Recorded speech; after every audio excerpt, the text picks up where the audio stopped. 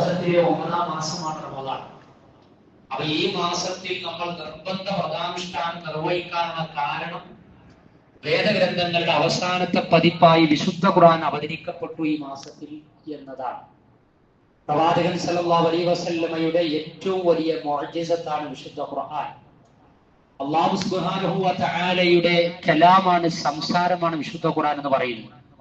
അതുകൊണ്ടാണ് ഖുതുബയിലൊക്കെ വഖൈറൽ കലാമി കലാമുല്ലാഹ്, സംസാരങ്ങളിൽ വെച്ച് ഏറ്റവും നല്ല സംസാരം പടച്ചവന്റെ കലാമാണ് എന്ന് പറയാനുള്ള കാരണം. പണ്ഡിത ലോകത്ത് ഖുർആൻ അള്ളാഹുവിന്റെ സൃഷ്ടിയാണോ അതല്ല അള്ളാഹുവിന്റെ സംസാരമാണോ എന്ന ചർച്ചയും തർക്കവും ഒക്കെ നടന്നിട്ടുണ്ട്. എന്നാൽ അഹ്ലുസുന്നയുടെ പണ്ഡിതന്മാർ ഏകോപിച്ച അഭിപ്രായത്തിൽ വിശുദ്ധ ഖുർആൻ പടച്ചറബിന്റെ കലാമാണ്, സംസാരമാണ് എന്നാണ്. അള്ളാഹുവിന്റെ സംസാരത്തിന് നമ്മൾ കാതു കൊടുക്കേണ്ട, കണ്ണും കൽബും കൊടുക്കേണ്ട സമയമാണ് പ്രത്യേകിച്ച് പരിശുദ്ധ റമദാനിന്റെ രാപ്പകലുകൾ എന്ന് പറയുന്നത്. വിശുദ്ധ റമദാൻ വിശുദ്ധ ഖുർആനുമായി എല്ലായ്പ്പോഴും അഭേദ്യമായ ബന്ധം സ്ഥാപിച്ചുകൊണ്ടേയിരിക്കണം. വിശുദ്ധ ഖുർആനിന്റെ പാരായണവും അതിന്റെ പഠനവും അതേപോലെ തന്നെ അതിന്റെ അർത്ഥം മനസ്സിലാക്കലും അത് ജീവിതത്തിൽ പ്രാവർത്തികമാക്കലും ഒക്കെയായി വിശുദ്ധ റമദാൻ വിശ്വാസി സമൂഹത്തോട് ആവശ്യപ്പെടുന്നതിന് ഉത്തരം പറയാൻ നമുക്ക് കഴിയണം. എന്താ വിശുദ്ധ റമദാൻ വിശ്വാസികളോട് ആവശ്യപ്പെടുന്നത്? വിശുദ്ധ ഖുർആനിന്റെ അവതരണം കൊണ്ട് അനുഗ്രഹീതമായ ഈ ഒരു മാസക്കാലയളവിൽ ഇസ്ലാമിക ജീവിതത്തെ നിങ്ങൾക്ക് വിശുദ്ധ ഖുർആനിന്റെ ജീവിക്കുന്ന പതിപ്പുകൾക്ക് സമാനമായി നിങ്ങൾക്ക് മാറ്റുവാൻ സാധിക്കുമോ എന്നാണ് ഈ റമദാൻ നമ്മോട് ചോദിക്കുന്നത്. അപ്പൊ നമ്മൾ റമദാനിലൂടെ ഖുർആനിന്റെ ജീവിക്കുന്ന പതിപ്പുകളായി മാറുവാനുള്ള പരിശ്രമം അതാണ് നിരന്തരമായി നമ്മൾ നടത്തിക്കൊണ്ടിരിക്കേണ്ടത്. പക്ഷെ ഇന്ന് 13-ാമത്തെ നോമ്പത്തി ഖുർആനുമായുള്ള നമ്മുടെ അലാഖത്ത്, നമ്മുടെ ബന്ധത്തിന്റെ അവസ്ഥ എന്താണ്? ഓരോരുത്തരും ആത്മവിമർശന രൂപത്തിൽ ആലോചിക്കുക. ഇനി അങ്ങോട്ടുള്ള ദിനങ്ങളെങ്കിലും മെച്ചപ്പെടുത്തുന്നതിന് വേണ്ടി, അഥവാ വിശുദ്ധ റമദാനിന്റെ ആത്മാവ് അത് ഖുർആനാണ് എങ്കിൽ ഖുർആൻ മാറ്റിവെച്ചു കഴിഞ്ഞാൽ, ഖുർആനുമായി ഇടപഴകാതിരുന്നു കഴിഞ്ഞാൽ എന്റെ റമദാനിക ജീവിതം സാർത്ഥകമാകുകയില്ല, എന്റെ വ്രതം ചൈതന്യവത്താകുകയില്ല. എന്റെ ജീവിതത്തെ വിവിധ ഇരുട്ടുകളിൽ നിന്ന് വെളിച്ചത്തിലേക്ക് നയിക്കുന്ന വിശുദ്ധ ഖുർആൻ അറിയാതെ പോയി കഴിഞ്ഞാൽ, അതിന്റെ ആശയത്തിലൂടെ സഞ്ചരിക്കാതെ പോയി കഴിഞ്ഞാൽ, വിവിധ ഇരുട്ടുകൾ വ്യാപിച്ചുകൊണ്ടിരിക്കുന്ന പുതിയ കാല കുടുംബ പശ്ചാത്തലങ്ങളിൽ, സാമൂഹിക ചുറ്റുപാടുകളിൽ വെളിച്ചം നുകരാനും പകരാനും നേടാനും നമുക്ക് സാധ്യമാകാതെ വരും. കാരണം മിനൽ ദുലുമാത്തി ഇലൻ നൂർ, ഖുർആനെ കുറിച്ച് പറഞ്ഞത് അങ്ങനെയാ. മിനൽ ദുലുമാത്തി, ഇരുട്ടുകളിൽ നിന്ന്, അത് ബഹുവചന രൂപത്തിൽ വിവിധ ഇരുട്ടുകൾ പടർന്നു പിടിച്ചുകൊണ്ടിരിക്കുകയാണ്. വിശ്വാസം ശരിയായി പഠിച്ചെടുക്കണമെങ്കിൽ അതിന് പറ്റാത്ത രൂപത്തിലുള്ള ചൂഷണങ്ങൾ, അന്ധവിശ്വാസങ്ങളൊക്കെ വിശ്വാസവുമായി കൂട്ടിക്കലർത്തിയിട്ടുണ്ട്. അതേപോലെ തന്നെ വിശ്വാസത്തെ തന്നെ നിഷേധിക്കുന്ന പ്രവണതയും യുക്തിവാദവും നിരീശ്വര നിർമ്മതവാദ ചിന്തകളും കാര്യങ്ങളും ഒക്കെ പുതുതലമുറയിൽ വേരോട്ടം ഉണ്ടാകാൻ തുടങ്ങിയിട്ട് കാലം കുറച്ചായിട്ടുണ്ട്. അതിന്റെ ഒക്കെ ചർച്ചകൾ സോഷ്യൽ മീഡിയകളിൽ അഭംഗുരം തുടർന്നുകൊണ്ടിരിക്കുകയാണ്. ഈ ഒരു സമയത്ത് യുക്തിവാദവും നിരീശ്വരവാദവും അന്ധവിശ്വാസവും ഒക്കെയാകുന്ന ഇരുട്ടുകളിൽ നിന്ന് നമ്മുടെ മക്കൾക്ക് പ്രമാണബദ്ധമായ വിശുദ്ധ ഖുർആനിന്റെ ആയത്തുകളുടെ അടിസ്ഥാനത്തിലുള്ള വെളിച്ചം നുകരാൻ സാധിക്കണമെങ്കിൽ, നേടാൻ കഴിയണമെങ്കിൽ ഇത് പഠിക്കണം, ഖുർആൻ അറിയണം. ഒരു മുസ്ലിം കുടുംബത്തിൽ ജനിച്ച് പടച്ച റബ്ബിനെ തിരിച്ചറിഞ്ഞ് മരിക്കുവോളം ആ റബ്ബിൽ വിശ്വസിച്ച് മരിച്ചു പിരിയുന്ന കാലം കഴിഞ്ഞു. പാപ്പയും ഉമ്മയും മുസ്ലിമാണ് എന്ന് വെച്ച് മക്കൾ മുസ്ലിമും മുവാഹിദുകളും ആയി തീരണമെന്നില്ല. അതിന് പടച്ച റബ്ബിനെ അറിയണം, തിയോളജി അറിയണം. SLC പരീക്ഷ ഒക്കെ തുടങ്ങാനിരിക്കുകയാണ്. ബയോളജിയും സുവോളജിയും ഫിസിക്സും കെമിസ്ട്രിയും മാത്സ് ഒക്കെ പഠിക്കുന്നത് പോലെ പഠിച്ചെടുക്കേണ്ട ഒരു ശാസ്ത്ര ശാഖയാണ്, വിദ്യാഭ്യാസമാണ് തിയോളജി, ദൈവശാസ്ത്രം എന്ന് പറയുന്നത്. അതുകൊണ്ടാണ് വിശുദ്ധ ഖുർആനിൽ പ്രവാചകൻ ജബലുന്നൂർ എന്ന പർവ്വതത്തിൽ ഇറാ ഗുഹയിൽ ധ്യാനത്തിലിരിക്കുമ്പോ 96-ാം അധ്യായം സൂറത്തുൽ അലക്കിലെ ആദ്യമായി അവതരിക്കപ്പെട്ട അധ്യായത്തിലെ ആമുഖത്തിലെ 5 ആയത്തുകളിലെ ആദ്യത്തെ പദം തന്നെ ഇത് പഠിക്കാൻ പറഞ്ഞത്. യഖ്റ, നീ വായിക്കണം, പഠിക്കണം, മനസ്സിലാക്കണം. ബിസ്മി റബ്ബിക്കല്ലദീ ഖലഖ്, സൃഷ്ടിച്ച നാമത്തിന്റെ നാമത്തിൽ വായിക്കണം എന്ന് പറയാം. സൃഷ്ടാവിനെ അറിയണം. പിതാവിന്റെ ബീജവും മാതാവിന്റെ അണ്ടവും സംയോജിച്ച് മാതാവിന്റെ ഗർഭാശയത്തിൽ ഒരു കുഞ്ഞിന്റെ പ്രാഥമിക ഘട്ടമായി അതിന്റെ വിവിധ വളർച്ചാഘട്ടവും പിന്നെ പൂർണ്ണമായ ഒരു കുഞ്ഞായി തീരലും പ്രസവിക്കപ്പെടലും അതിന്റെ പിന്നിൽ പ്രവർത്തിക്കുന്ന വർക്കൗട്ട് ചെയ്യുന്ന ശാസ്ത്രം, സയൻസ്, അത് ആരോടാണ് കടപ്പെട്ടിട്ടുള്ളത് എന്ന് അറിയണമെന്ന് പറയാൻ. വിദ്യാഭ്യാസം കിട്ടണമെന്ന് പറയാം. അത്ഭുതകരമായ സൃഷ്ടിപ്പിലൂടെ അത്യുന്നതനായ സൃഷ്ടാവിലേക്ക് എത്താൻ കഴിയണം.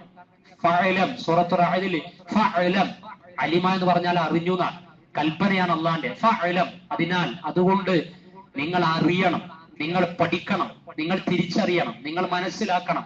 അന്നഹു ലാ ഇലാഹ ഇല്ലല്ലാഹ്, പടച്ച റബ്ബല്ലാതെ ആരാധ്യനില്ല എന്ന്. അപ്പൊ ഇഖ്റ ബിസ്മി റബ്ബിക്കല്ലദീ ഖലഖ് എന്നത് യുക്തിഭദ്രമായ വിശ്വാസത്തിലേക്ക് മനുഷ്യനെ നയിക്കുമ്പോ ഫഅലം, നീ പഠിക്കണം, അന്നഹു ലാ ഇലാഹ ഇല്ലല്ലാഹ്, അല്ലാഹു അല്ലാതെ ആരാധ്യനില്ല എന്ന ആയത്തുകളുടെ അടിസ്ഥാനത്തിൽ അറിയുമ്പോ അവിടെ പ്രാർത്ഥനയും പ്രകീർത്തനങ്ങളും എല്ലാം പടച്ച റബ്ബിന് സമർപ്പിക്കും. ഇഖ്റ ബിസ്മിയിലൂടെ യുക്തിഭദ്രമായ വിശ്വാസവും ദൈവത്തിന്റെ അസ്തിത്വവും തിരിച്ചറിയാൻ കഴിയും. അതിനൊക്കെ കഴിയണമെങ്കിൽ അതിനെ പ്രതിരോധിക്കുന്ന വിവിധ ഇരുട്ടുകളെ വൈജ്ഞാനിക ബോധ്യം കൊണ്ട് ആയത്തുകളുടെ അടിസ്ഥാനത്തിൽ പ്രതിരോധിച്ച് വകഞ്ഞു മാറ്റി അഖീദ ശക്തമാക്കാൻ കഴിയണം. അഖീദ, അതിന് ഖുർആനിന്റെ ചിന്തകൾ ഉപയോഗപ്പെടുത്തണം. ഖുർആൻ ആവർത്തിച്ച് ഞാൻ ആമുഖമായി ഓതി വെച്ച ആയത്ത് ഒറ്റത്തവണയാ ഓതിയത്. പക്ഷെ ഓതിയ ആയത്ത് ആ സൂറത്തിൽ 4 തവണ ഉണ്ട്. 54-ാം അധ്യായം സൂറത്തുൽ ഖമറിൽ, 54-ാം അധ്യായം സൂറത്തുൽ ഖമർ, 55 സൂറത്തുൽ റഹ്മാനാണ്. അപ്പൊ നമ്മളിങ്ങനെ തിലാവത്തുൽ ഖുർആൻ റമദാനിൽ നടത്തുകയാണ് എങ്കിൽ 1 ഫാത്തിഹ, 2 ബഖറ, 3 ആലിമ്രാൻ, 4 നിസാ, 5 മായിദ, 6 അൻആം, 7 അറാഫ്, 8 അൻഫാൽ എന്ന് പറഞ്ഞ് 54-ാമത്തെ അധ്യായം എത്തുമ്പോ സൂറത്തുൽ ഖമർ കാണും. അതിൽ 17-ാമത്തെ ആയത്ത് എത്തുമ്പോ ഞാൻ ഓതിയ ആയത്ത്, 22-ാമത്തെ ആയത്ത്, 32-ാമത്തെ ആയത്ത്, 40-ാമത്തെ ആയത്ത്, 54-ാം അധ്യായം സൂറത്തുൽ ഖമറിൽ 4 തവണ പടച്ച റബ്ബ് ആവർത്തിച്ച് ഈ ഉമ്മത്തിനോട്, ഖുർആൻ അനുവാചകരോട്, വിശുദ്ധ ഖുർആനിന്റെ അനുയായികളോട് ആവശ്യപ്പെടുക, വലഖദ് യസ്സർനൽ ഖുർആന ലിദ്ദിക്ർ, പഠിക്കുന്നവർക്ക് വേണ്ടി, ചിന്തിക്കുന്നവർക്ക് വേണ്ടി വിശുദ്ധ ഖുർആനിനെ നാം എളുപ്പമാക്കിയിരിക്കുന്നു. ഫഹൽ മിൻ മുദ്ദക്കിർ, നിങ്ങളിൽ, നമ്മളിൽ, നമ്മുടെ മക്കളിൽ, ഇണകളിൽ, വേണ്ടപ്പെട്ടവരിൽ ആരുണ്ട് ഇതിനെക്കുറിച്ചൊന്ന് ചിന്തിക്കാൻ? എന്തൊക്കെ വിഷയങ്ങളെ കുറിച്ച് നമ്മൾ ചിന്തിച്ചുകൊണ്ടിരിക്കുക. അള്ളാഹുവിന്റെ കലാമിനെ കുറിച്ച് ചിന്തിക്കാൻ കഴിഞ്ഞിട്ടുണ്ട് നമുക്ക്? ആ കലാം ഒന്ന് പഠിക്കാൻ കഴിഞ്ഞിട്ടുണ്ടോ നമുക്ക്? നമ്മുടെ മക്കളുടെ കറന്റ് സ്റ്റാറ്റസ് നമ്മൾ ആലോചിച്ചിട്ടുണ്ടോ? ഇസ്ലാമിക ഉമ്മത്തിന്റെ വിശുദ്ധ ഖുർആനുമായി കണക്ട് ചെയ്ത് കറന്റ് സ്റ്റാറ്റസ് ഓഫ് ഇസ്ലാമിക് ഉമ്മ എന്തായിരിക്കും അവസ്ഥ ആലോചിച്ചിട്ടുണ്ടോ നിങ്ങൾ? 10ാം ക്ലാസ്സിൽ പഠിക്കുന്ന ഒരു വിദ്യാർത്ഥിയോട്, വിദ്യാർത്ഥിനിയോട്, അതല്ലെങ്കിൽ നമ്മുടെ മകനോട്, മകളോട് ചോദിച്ചാൽ നീ ഒരു വർഷം കൊണ്ട് എത്ര വിഷയം പഠിച്ചു എന്ന് ചോദിച്ചാൽ, പാപ്പ ഞാൻ ഫിസിക്സ് പഠിച്ചു, കെമിസ്ട്രി പഠിച്ചു, ബയോളജി പഠിച്ചു, സോഷ്യൽ സയൻസ് പഠിച്ചു, അറബി പഠിച്ചു, ഇംഗ്ലീഷ് പഠിച്ചു, വിവിധ വിഷയങ്ങൾ പഠിച്ചു. എന്നാ മോളജി സൂറത്തുൽ ഫാത്തിഹ 11 റക്അത്ത് തറാവിസ്കരിക്കുമ്പോ ആ 11 റക്അത്തിൽ നമ്മൾ പാരായണം ചെയ്തല്ലോ, കേട്ടല്ലോ. 4 റക്അത്തിൽ ലോറിസ്കരിച്ചപ്പോ ആ 4 റക്അത്തിൽ നമ്മൾ കേട്ടല്ലോ, പാരായണം ചെയ്തല്ലോ. 2 റക്അത്ത് റവാത്തിബ് നിസ്കരിച്ചപ്പോ അതിലും പാരായണം ചെയ്തല്ലോ. അങ്ങനെയെങ്കിൽ മോൾ ആ ഫാത്തിഹയുടെ 7 ആയത്തിന്റെ അർത്ഥം എന്ന് പറഞ്ഞ ഒരു കൊല്ലം കൊണ്ട് വിവിധ വിഷയങ്ങൾ പഠിച്ചെടുത്തില്ലേ? a+b² 2a² + 2ab + b² പഠിച്ചില്ലേ? പൊട്ടാസ്യം, കെയും, സോഡിയം, എൻഎയും, സൾഫർ, എസും, കാർബൺ, സിയും, സമവാക്യങ്ങൾ, പ്രതീകങ്ങളൊക്കെ പഠിച്ചില്ലേ? ഒരൊറ്റ വർഷം കൊണ്ട് മാറാൻ സാധ്യതയുള്ള വിവിധ സയൻസുകൾ പഠിച്ചില്ലേ? അടുത്ത വർഷം കോഴ്സിന് ചേരുമ്പോൾ വ്യത്യസ്ത വിഷയങ്ങൾ പഠിക്കണ്ടേ? ഒരൊറ്റ വർഷം കൊണ്ട് വിവിധ വിഷയം പഠിക്കാൻ മാത്രം സ്കില്ലുള്ള, കപ്പാസിറ്റിയുള്ള, അറിവുള്ള, സാമർഥ്യമുള്ള നമ്മുടെ മക്കൾക്ക് സൂറത്തുൽ ഫാത്തിഹയുടെ 7 ആയത്തിന്റെ അർത്ഥം അർത്ഥശങ്കക്കിടയില്ലാതെ പറയാൻ പറ്റാത്ത പരിതാപകരമായ പരിതസ്ഥിതിയിലാണ് എങ്കിൽ ഇനിയും ഇസ്ലാമിക ഉമ്മത്തിൽ ചാബല്യങ്ങൾ ഉണ്ടാകും. ഈ തലമുറ വഴിതെറ്റിക്കൊണ്ടിരിക്കും, ഇരുട്ടുകളിലേക്ക് പോകും, പ്രണയക്കെടുതിയിൽ പതിക്കും, MDMA വാഹകരാകും, ബന്ധവിച്ഛേദനം നടത്തും, മാതാപിതാക്കളെ തിരസ്കരിക്കും, സഹോദരങ്ങളെ വൈകാരികമായി ഇമോഷണൽ കോഷ്യന്റിൽ തിരിച്ചറിയാൻ കഴിയില്ല. IQ ഉണ്ടാവും, ഇന്റലിജന്റ് കോഷ്യന്റ് ഉണ്ടാകും, ബുദ്ധിവൈഭവം ഉണ്ടാകും, പരീക്ഷയിൽ പാസ്സാകും. പക്ഷെ EQ, ഇമോഷണൽ കോഷ്യന്റ്, പാപ്പാര, ഉമ്മാര, സഹോദരനാരാ, സഹോദരിയാരാ, ഇതറിയില്ല.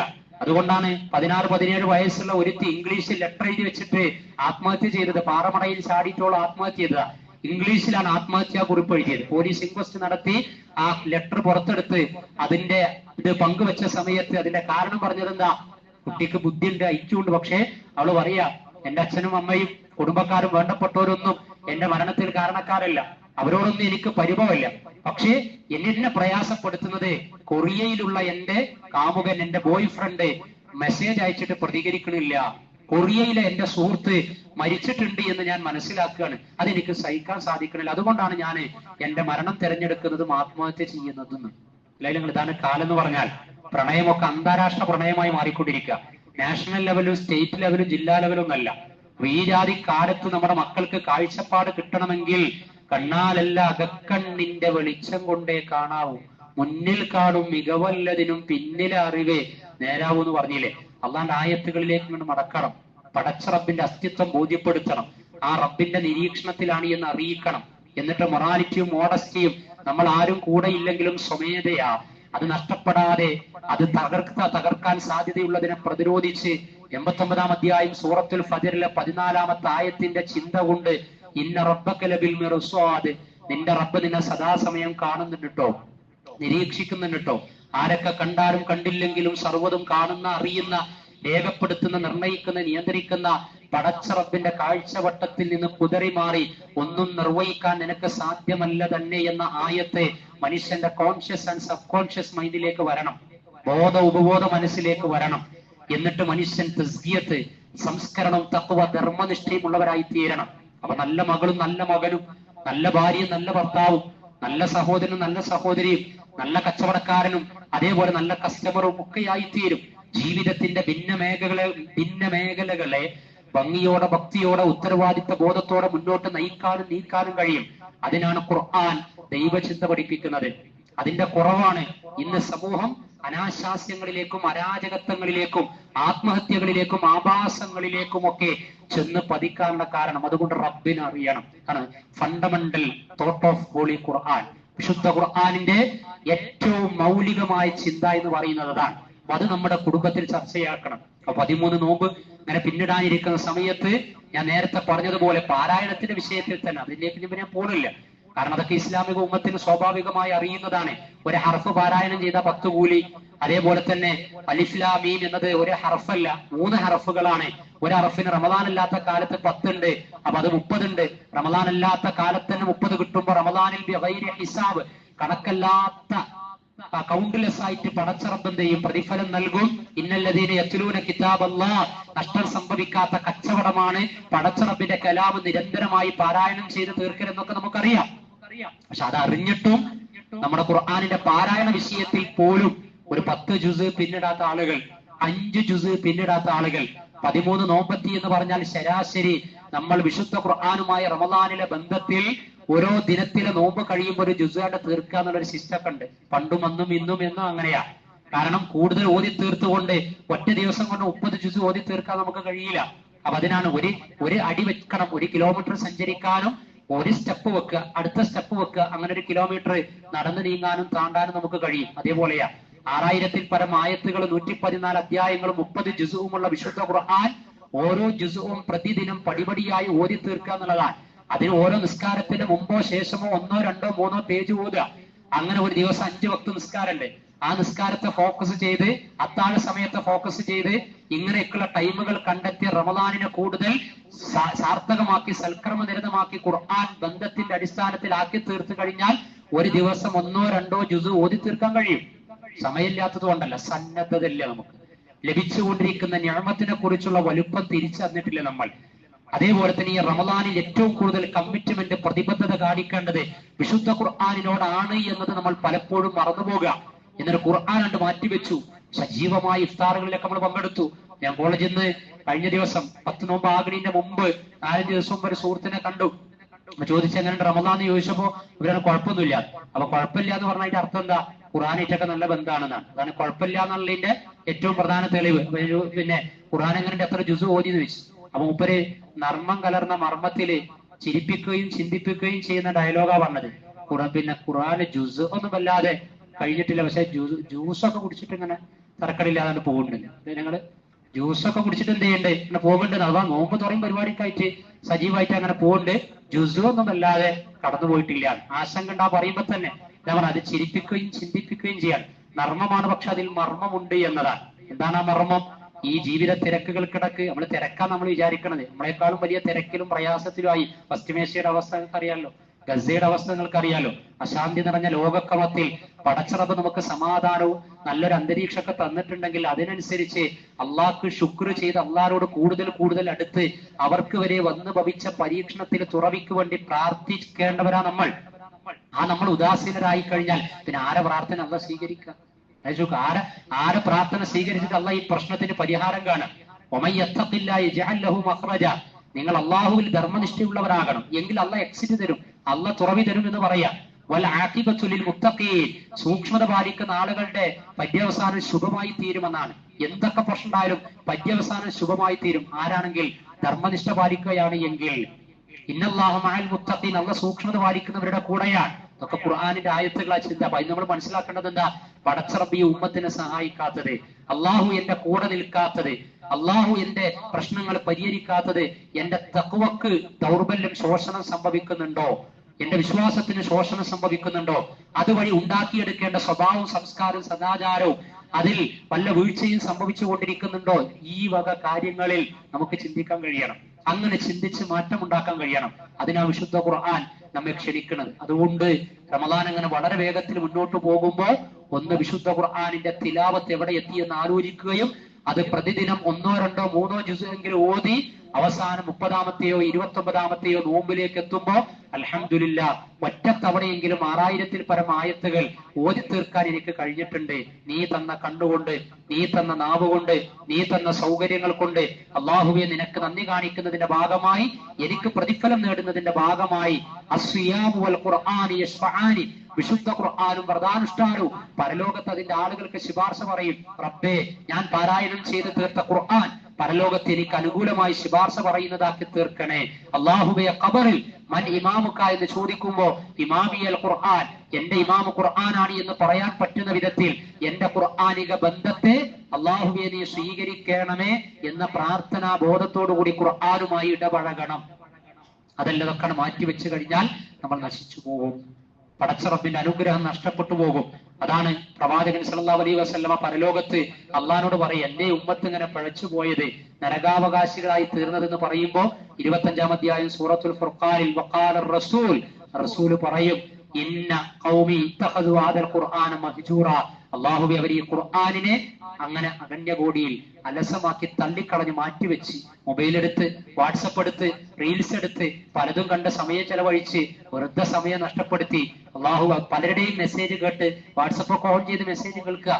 നമുക്ക് വളരെ വേണ്ടപ്പെട്ട പ്രിയങ്കരായ ആളുകൾ ഒരു വോയിസ് അയച്ച്, മെസ്സേജ് അയച്ച്, ടെക്സ്റ്റ് അയച്ച് അത് നിശ്ചിത സമയത്തിന്റെ ഉള്ളിൽ നോക്കാതെ പോയി കഴിഞ്ഞാൽ അവരും നമ്മളും തമ്മിലുള്ള ബന്ധത്തിന്റെ രൂപം എങ്ങനെ ഉണ്ടാകും?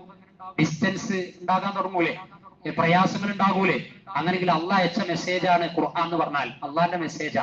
ആ മെസ്സേജ് ഒന്ന് ഓപ്പൺ ചെയ്ത് അതിൽ ആയത്തുകളിലൂടെ ഒന്ന് കണ്ണോടിച്ച് അതിലൂടെ ഒന്ന് സഞ്ചരിച്ച് അതിലൂടെ ഒന്ന് കൽബോടിച്ച് ഹൃദയം കൊടുത്ത് പടച്ച റബ്ബ് എന്നോട് സംസാരിക്കുകയാണല്ലോ, ഇന്ന സൂറത്തിലെ ഇന്ന വിഷയം അത് എന്നോടാണല്ലോ, ഞാൻ സമയം വെറുതെ നഷ്ടപ്പെടുത്തി നഷ്ടകാരികളിൽ പെട്ടുപോകുമ്പോ സൂറത്തുൽ അസ്ർ എനിക്കും കുടുംബത്തിനും മെസ്സേജ് നൽകുകയാണല്ലോ. വൽ അസ്ർ ഇന്നൽ ഇൻസാന ലഫീ ഖുസ്ർ ഇല്ലല്ലദീന ആമനു വഅമിലു സ്വാലിഹാത്തി വതവാസൗ ബിൽ ഹഖി വതവാസൗ ബിസ്സബ്ർ. അത് എന്നോടാണല്ലോ ആ സംസാരിക്കുന്നത്. അങ്ങനെ അള്ളാന്റെ സംസാരത്തെ നമുക്ക് തോന്നുന്നുണ്ട്. കാലം തന്നെയാണ് സത്യം. മനുഷ്യരൊക്കെ നഷ്ടത്തിലാണ്. നഷ്ടം സംഭവിക്കാത്ത മനുഷ്യർ വിശ്വാസം നേടിയെടുത്തവരാണ്, അതുവഴി സൽക്കർമ്മങ്ങൾ നിർവഹിച്ചു കൊണ്ടിരിക്കുന്നവരാണ്, അതിന്റെ കൂടെ സത്യം സതുപദേശം നടത്തുന്നവരാണ്, സഹനം അവലംബിച്ച് ജീവിക്കുന്നവരാണ്. ആ ടീമിൽ ഞാൻ പെട്ടിട്ടുണ്ടോ ഇല്ലയോ വിലയിരുത്തണ്ടേ? ഖുർആൻ നമ്മോട് സംസാരിക്കുക. ആയത്തു ദൈൻ ഇങ്ങനെ വായിക്കുക, സാമ്പത്തിക ഇടപാട് ബഖറ ഇങ്ങനെ വായിച്ച് 286 ഏറ്റവും കൂടുതൽ ആയത്തുകളുള്ള സൂറത്തുൽ ബഖറ ഇങ്ങനെ വായിച്ച് 282-ാമത്തെ ആയത്തെത്തി. 282-ാമത്തെ ആയത്തെത്തിയപ്പോ നമസ്കാരത്തെ കുറിച്ച് പഠിപ്പിക്കാനല്ലല്ലോ പടച്ച റബ്ബേ നീ ഏറ്റവും വലിയ ആയത്ത് നീക്കി വെച്ചത്, ഹജ്ജിനെ കുറിച്ച് പഠിപ്പിക്കാനല്ലല്ലോ. ഞാൻ വിചാരിച്ച ഹജ്ജ് വളരെ പ്രധാനപ്പെട്ട കർമ്മാണല്ലോ, അപ്പൊ ഹജ്ജിനെ കുറിച്ചായിരിക്കും വലിയ ആയത്ത് ഉണ്ടാകാന്നുള്ളത്. അത് ഖുർആനിൽ കണ്ടില്ല.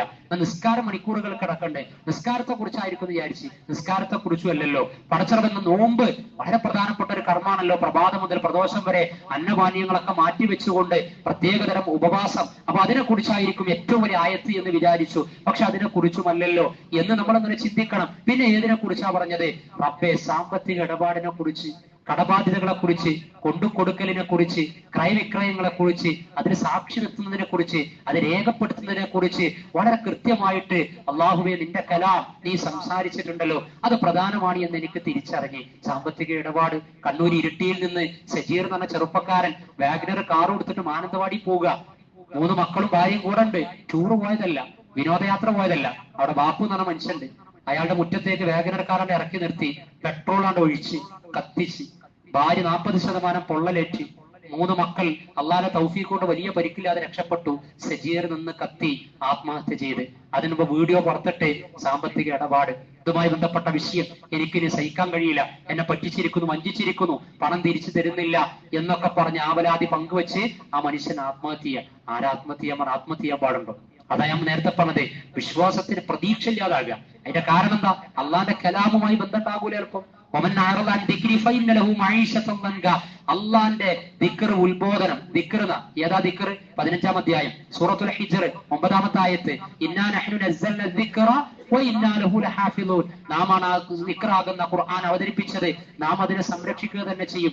ആ ദിക്റിനോട് അവഗണന കാണിച്ചാൽ, അത് ജീവിതത്തിൽ ഇടപാടുകളിൽ പാലിക്കപ്പെടാതെ പോയി കഴിഞ്ഞാൽ ഫഇന്ന ലഹു മഈശത്തൻ വൻക, പിന്നെ നിങ്ങൾക്ക് കുടുസായ, ബുദ്ധിമുട്ടുള്ള, പ്രയാസമുള്ള, ടെൻഷനുള്ള, തീരാത്ത കുഴപ്പങ്ങളും അനർത്ഥങ്ങളും ഉണ്ടാകും. വിധിവിലക്ക് പാലിച്ചോളണം. നമ്മളതിപ്പോ 10,000 ഓനല്ല ഓളല്ല ഇന്ന ആളല്ല, അതൊക്കെ നമുക്ക് വളരെ വേണ്ടപ്പെട്ട പാർട്ണറാണ് എന്നൊക്കെ പറയും, എഴുതി വെക്കൂല, കരാറുണ്ടാകൂല.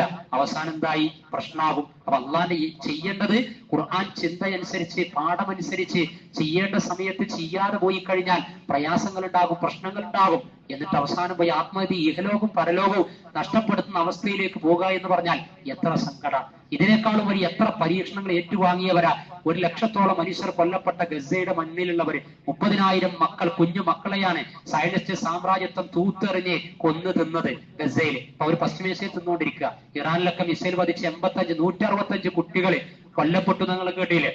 അപ്പോ ഇങ്ങനെ മനുഷ്യരെ കൊന്ന് ഗസയിൽ അത്രമേൽ അതീശത്വം നടത്തിയിട്ടും ഗസയിൽ നിന്ന് ഇനി ഞങ്ങൾക്ക് ഇത് സഹിക്കാൻ കഴിയില്ല, എന്റെ 5 മക്കൾ കൊല്ലപ്പെട്ടു, എന്റെ 2 മക്കൾ കൊല്ലപ്പെട്ടു എന്നൊക്കെ പറഞ്ഞ് ഒരു മനുഷ്യൻ ഇങ്ങനെ വരിക.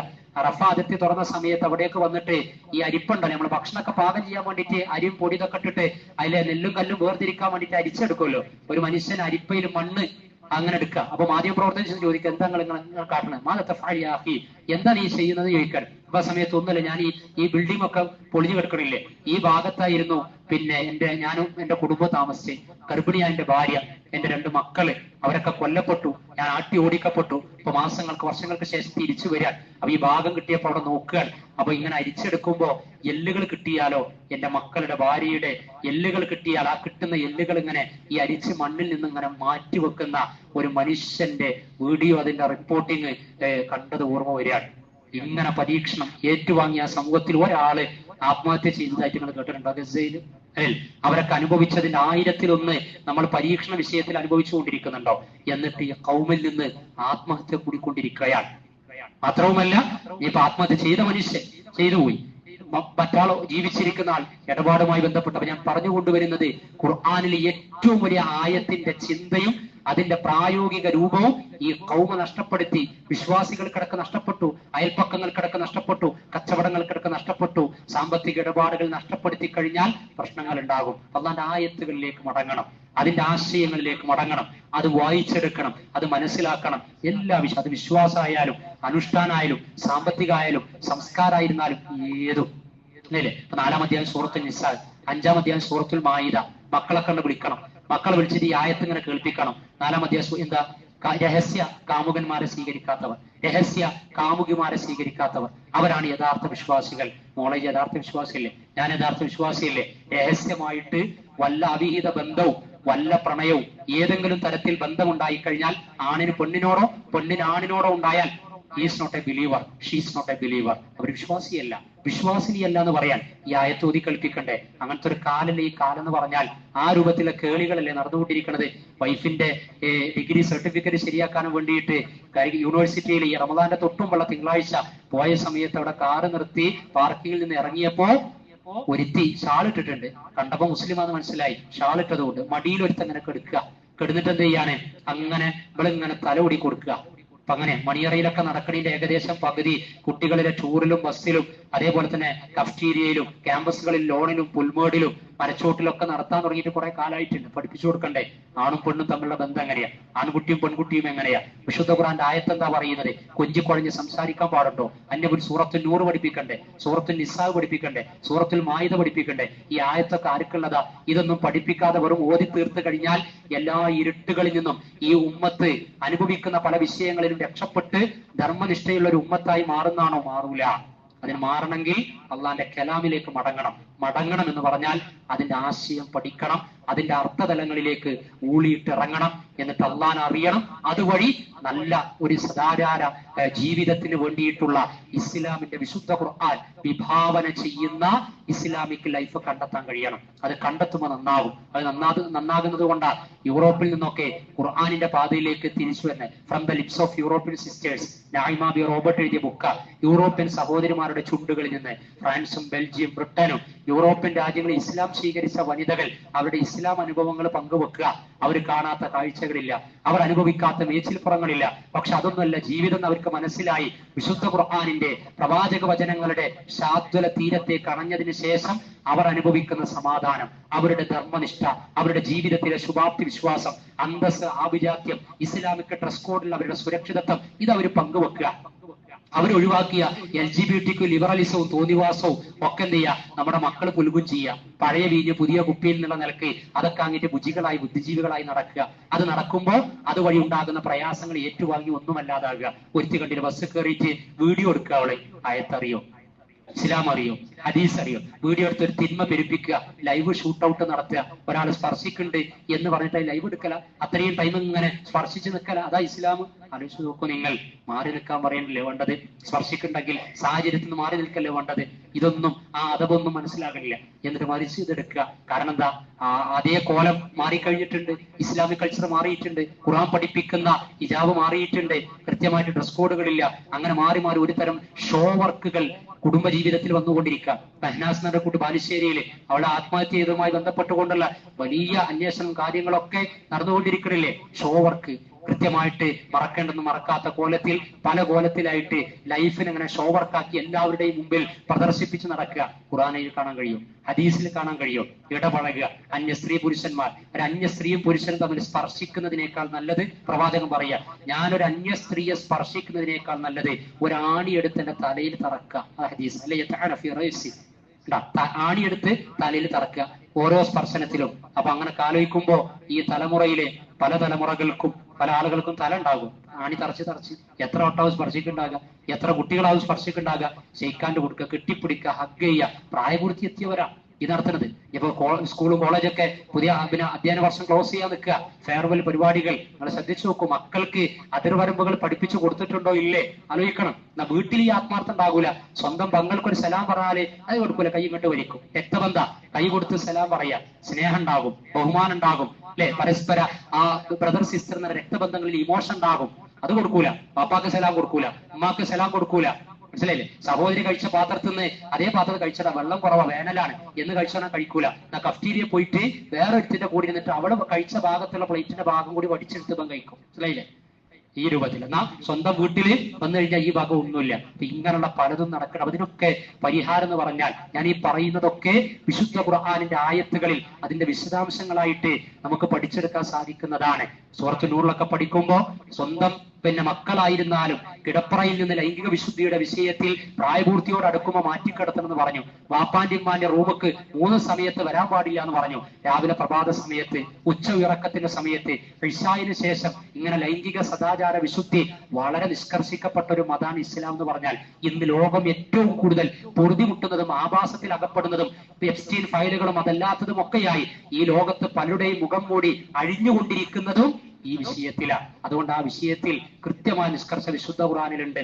പക്ഷെ അതൊന്നും നമ്മുടെ മക്കൾ അറിയുന്നില്ല. സൂറത്തുൽ ഫുർഖാൻ, സൂറത്തുൽ മുഅ്മിനൂൻ, എത്ര ആയത്തുകളുണ്ട്. അതുകൊണ്ട് ഞാൻ അവസാനിപ്പിക്കുകയാണ്. ഒരു തിരിച്ചുപോക്ക് നടത്തണം. നമ്മൾ വിശുദ്ധ ഖുർആനിലേക്ക് നമ്മൾ മടങ്ങണം. അതിന്റെ ആഴമുള്ള ചിന്തകളിലേക്കും ഖുർആൻ പഠിപ്പിക്കുന്ന ആത്മസംസ്കരണത്തിന്റെ അർത്ഥപൂർണമായ ജീവിത പദ്ധതികളിലേക്കും തിരിച്ചു നടക്കാൻ ഈ ഉമ്മത്ത് ശ്രദ്ധ ചെലുത്തി കഴിഞ്ഞാൽ പടച്ച റബ്ബിന്റെ അനുഗ്രഹവും അള്ളാഹുവിന്റെ അടുപ്പവും പാപമോചനവും പ്രതീക്ഷയും ഇതര സമൂഹങ്ങൾക്കടക്കം പ്രകാശവുമായി ഈ ഉമ്മത്ത് മാറും. അതല്ലാതിരുന്ന് കഴിഞ്ഞാൽ ഇനിയും അനർത്ഥങ്ങൾ ഉണ്ടാകും, ഇനിയും ഒരുപാട് പ്രയാസ നൊമ്പരങ്ങൾ ഉണ്ടാകും. അതുണ്ടാകാതിരിക്കണമെങ്കിൽ അല്ലാഹു സുബ്ഹാനഹു വ തആല 17-ാം അധ്യായം സൂറത്തുൽ ഇസ്രായിലെ 9-ാമത്തെ ആയത്തിൽ അറിയിച്ച ഇന്ന ഹാദൽ ഖുർആന, തീർച്ചയായും ഈ ഖുർആൻ യഹ്ദീ ലില്ലതി ഹിയ അഖ്വം, ഏറ്റവും ചൊവ്വായതിലേക്കാണ് മനുഷ്യനെ വഴി നടത്തുന്നത് എന്ന് പറയാൻ. അപ്പൊ ഇതിനേക്കാളും ഒരു ബെസ്റ്റ് തേടി, ഇതിനേക്കാളും ഒരു ചൊവ്വായത് തേടി നമ്മൾ അലഞ്ഞു തിരിഞ്ഞ് നടക്കേണ്ട ആവശ്യമില്ല. വിശുദ്ധ ഖുർആനിന്റെ ശാദ്വല തീരത്തേക്ക് കടന്നു വരിക, ഖുർആൻ തീർച്ചയായിട്ടും പഠിക്കുക. അല്ലാഹു സുബ്ഹാനഹു വ തആല നമ്മെ അറിയിച്ച പ്രവാചകനിലൂടെ അറിയിക്കപ്പെട്ട നിർദ്ദേശം കൂടിയാണിത്. ഒരു മുസ്ലിം എന്ന നിലയ്ക്ക് മരിക്കുവോളം നമുക്ക് നിർവഹിക്കാനുള്ള രണ്ടാമത്തെ കാര്യം എന്ന് പറഞ്ഞാൽ ഒന്നുകിൽ ഖുർആൻ പഠിക്കുക, അല്ലെങ്കിൽ ഖുർആൻ പഠിപ്പിക്കുക. ഖൈറുക്കും മൻ തഅല്ലമൽ ഖുർആന വഅല്ലമ. നിങ്ങളിൽ ഉത്തമർ എന്ന് പറയുന്നത് നമ്മൾ ഉത്തമരാകാൻ ആഗ്രഹിക്കുക. നല്ല വസ്ത്രം ധരിച്ച്, നല്ല വാഹനത്തിൽ സഞ്ചരിച്ച്, നല്ല ഭക്ഷണം കഴിച്ച്, നല്ല മൊബൈലൊക്കെ യൂസ് ചെയ്ത്, നല്ല ടെക്നോളജി ഒക്കെ ഉപയോഗപ്പെടുത്തി, നല്ല കൺസ്ട്രക്ഷൻ ഒക്കെ നടത്തി അങ്ങനെ ഉത്തമരാകാൻ പല മാനദണ്ഡങ്ങളിലൂടെ നമ്മൾ ആഗ്രഹിക്കുന്നു എങ്കിൽ സ്പിരിച്വൽ ആസ്പെക്റ്റിൽ, ആത്മീയ പ്രതലത്തിൽ പ്രവാചകൻ പഠിപ്പിച്ചതനുസരിച്ച് ഫ്രം പ്രോഫറ്റിക് സെയിങ്സ്, പ്രവാചക വചനങ്ങൾ അനുസരിച്ച് മരിക്കുന്നതിന് മുമ്പേ മരണാനന്തര ജീവിതത്തിൽ അടക്കം ഗുണം ചെയ്യുന്ന വിധത്തിൽ ദ ബെസ്റ്റ് എമംഗ് യു, നിങ്ങളിൽ ആരാണ് ഉത്തമർ എന്നതിന്റെ നിർവചനം പ്രവാചകൻ പഠിപ്പിച്ചതനുസരിച്ച് മാറാൻ ആഗ്രഹിക്കുന്നു എങ്കിൽ ഖൈറുക്കും മൻ തഅല്ലമൽ ഖുർആന വഅല്ലമ. നിങ്ങളിൽ ആരാണോ വിശുദ്ധ ഖുർആൻ പഠിക്കുന്നത് അതല്ലെങ്കിൽ ഖുർആൻ പഠിപ്പിക്കുന്നത് എങ്കിൽ അവരാണ് നിങ്ങളുടെ ഉത്തമർ എന്നാ പറഞ്ഞത്. അങ്ങനെ ഉത്തമരായ ഭാര്യമാർ നമുക്കുണ്ടോ? ഉത്തമരായ ഭർത്താക്കന്മാർ നമുക്കുണ്ടോ? ഉത്തമരായ മക്കൾ നമുക്കുണ്ടോ? ഉത്തമരായ സഹോദരങ്ങൾ നമുക്കുണ്ടോ? ഉത്തമരായ ഉടപ്പിറപ്പുകൾ നമുക്കുണ്ടോ എന്ന് ഉറ്റാലോചിക്കേണ്ട സമയമാണ്. ഖുർആനിന്റെ അവതരണം കൊണ്ട് ധന്യമായ റമദാൻ. അതുകൊണ്ട് ഗൗരവതരമായ ആലോചന ഖുർആനുമായി കണക്ട് ചെയ്ത് നടത്തുക.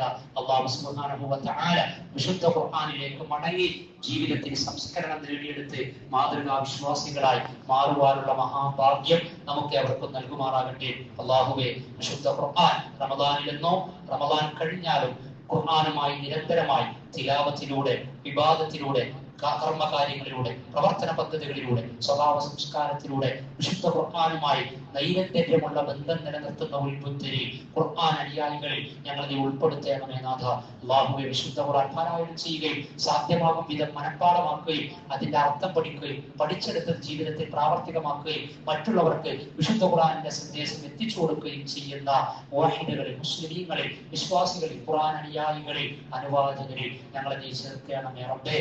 അല്ലാഹുവേ, വരാനിരിക്കുന്ന ലോകത്ത് വിശുദ്ധ ഖുർആൻ അനുകൂലമായി ശുപാർശ പറയുന്ന അനുഗ്രഹീതരിൽ ഞങ്ങളെ നീ ഉൾപ്പെടുത്തണമേ നാഥ. അല്ലാഹുവേ, വിശുദ്ധ ഖുർആനിന്റെ വിവിധ സൂറത്തുകളുടെ സന്ദേശം ഈ ഉൾക്കൊള്ളുവാൻ ജീവിതത്തിൻ്റെതാ സമയങ്ങളിൽ അത് പ്രാവർത്തികമാക്കുവാൻ ഞങ്ങൾക്ക് നീ അറിവും അവധാനതയും തഖ്വയും ധർമ്മനിഷ്ഠയും നൽകണമേ റബ്ബേ. അല്ലാഹുവേ, ഞങ്ങളുടെ റമദാനിക ജീവിതത്തെ നീ കൂടുതൽ കൂടുതൽ അനുഗ്രഹീതമാക്കി തീർക്കണമേ നാഥ. അല്ലാഹുവേ, റമദാനിൽ പോലും വലിയ പരീക്ഷണങ്ങളിലൂടെ കടന്നു പോകുന്ന പശ്ചിമേഷ്യയിലെ മനുഷ്യരെ, പാവപ്പെട്ട ജനങ്ങൾ, അതേപോലെ തന്നെ നമ്മുടെ മിഡിൽ ഈസ്റ്റിലെ സഹോദരങ്ങൾ, ഇറാൻ ജനത പലരും പീഡിതരാണ്. അല്ലാഹുവേ, പീഡിപ്പിക്കുന്നവർ ഈ ലോകത്ത് രണ്ടുപേർ, നെതന്യാഹു ട്രംപും. പടച്ചറപ്പെ, സൈനിസത്തെ, സാമ്രാജ്യത്തെ നീ നശിപ്പിക്കണമേ നാഥ. അവരുടെ അടിവേരെ നീ അറിയിക്കണമേ നാഥ. പാഠം പഠിപ്പിക്കണമേ നാഥ. നടന്നുകൊണ്ടിരിക്കുന്നതിൽ ഇസ്ലാമിക ഉമ്മത്തിന് അനുഗുണമാകുന്ന രൂപത്തിലേക്ക് നീ കാര്യങ്ങൾ എത്തിക്കണമേ റബ്ബേ. അല്ലാഹുവേ, നിന്റെ ഇടപെടലിനാണ് ഞങ്ങൾ കാത്തിരിക്കുന്നത്, വിശ്വാസി സമൂഹം ആഗ്രഹിക്കുന്നത്. അല്ലാഹുവേ, അത് ചോദിക്കാൻ പാകത്തിലുള്ള ധർമ്മനിഷ്ഠയും അവകാശവും ഇല്ലാത്ത വിധത്തിലേക്ക് ജീവിതം മാറിപ്പോയിട്ടുണ്ട്. അല്ലാഹുവേ, നീ അഫുവാൻ, നീ ഗഫൂറാൻ, നീ പൊറുക്കുന്നവരും മാപ്പ് നൽകുന്നവരാണ് നാഥ. ഞങ്ങൾ ചെയ്തിയാൽ ഞങ്ങൾ നീ ശിക്ഷിക്കുകയും പരീക്ഷിക്കുകയും ചെയ്യരുതേ നാഥ. പരാജയപ്പെടുത്തരുതേ റബ്ബേ. ഇസ്ലാമിന് നീ ഇസ്സത്ത് നൽകണമേ നാഥ. മരണപ്പെട്ട മാതാപിതാക്കൾക്ക് മഗ്ഫിറത്തും റഹ്മത്തും നൽകണമേ റബ്ബേ.